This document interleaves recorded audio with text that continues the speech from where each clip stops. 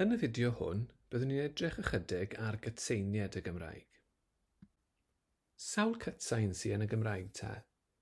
Mae'n hawdd meddwl, wel, mae 29 o lythrennau yn yr wyddor, felly os y'n ni'n tynnu'r 7 llafariad, mae hynny'n gadael 22. Ond cofiwch fan hyn bod ni'n meddwl am seiniau a nid llythrennau. Felly oes, mae 21, gan gofio bod ni'n sillafu'r sain ff ddwy ffordd. Ond hefyd, cofiwch am y seiniau yn hath, mha, hi, siap, iar, wal, poch, ac yn y de hefyd mae gyda ni z yn zw. Gyda llaw, mae'r seiniau i yn iar a w yn wal yn cael ei disgrifio naill ai fel lled gytseiniad neu led lefariad, gan i bod nhw rhywle rhwng y ddwy.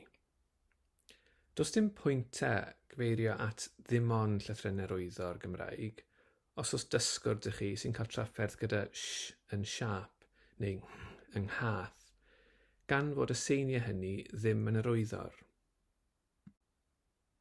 Un her gyda'r cytseiniad i ddysgwyr sy'n famiaith Saesneg yw'r ffaith bod gyda ni rai cytseiniad yn Gymraeg sydd ddim yn bodoli yn y Saesneg.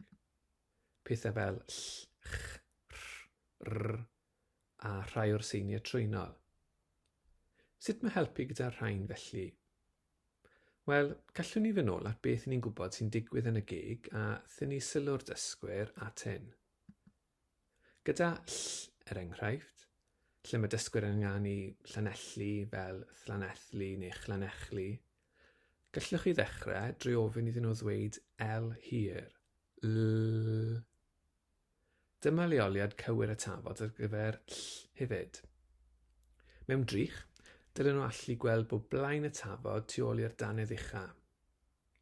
Nesa, gofynnwch iddyn nhw ddweud L hir eto, ond gan sibrwd. Pan fydden nhw'n dweud hyn, maen nhw'n dweud sain ddilais, sy'n wir am ll hefyd, ac mae'r tafod yn yr un lle ac y mae gyda ll. Y cam nesaf yw dechrau dweud ll go iawn. Mae'r tafod yn yr un lle, does dim llais, ond nawr maen nhw'n adlu'n galed ac yn teimlo, gobeithio, air yn llifo dros ochrau'r tafod.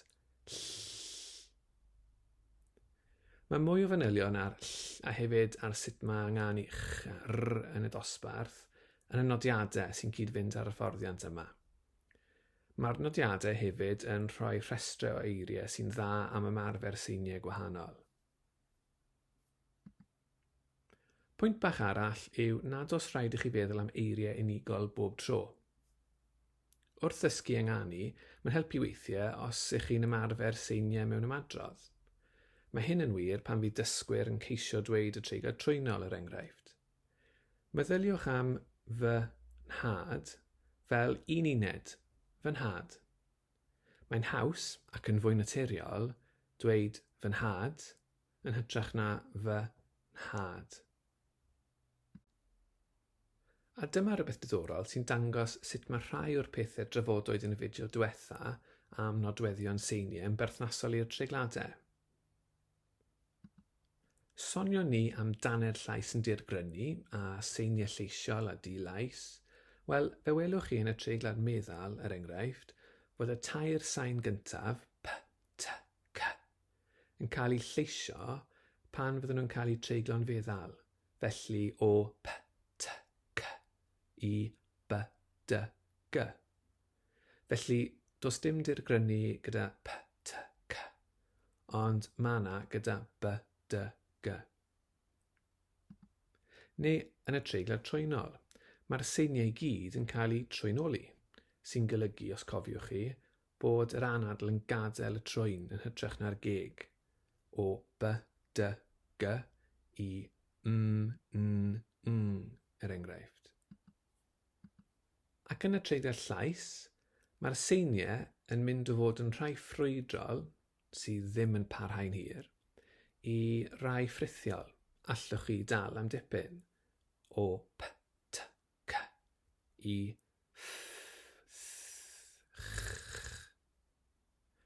Weithiau bydd gan ddysgwyr ddiddordeb mewn pethau fel hyn ac mae'n eu helpu nhw i fod yn fwy ymwybodol o beth sy'n digwydd yn y geg ac yn yr iaith yn gyffredinol.